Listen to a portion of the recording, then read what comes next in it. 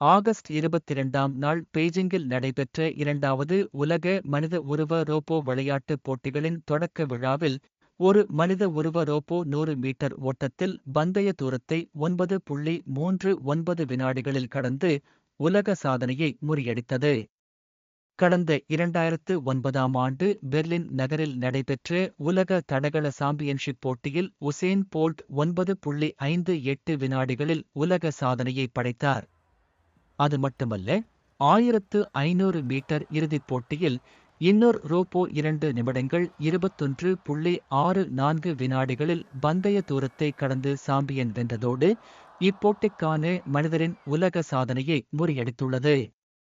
இவ்வாண்டில் 51 விளையாட்டுப் பிரிவுகளைச் சேர்ந்த 1301 போட்டிகளில் மொத்தம் 2056 மனித உருவ ரோபோக்கள் 666 அணிகளாக பங்கெடுத்தன.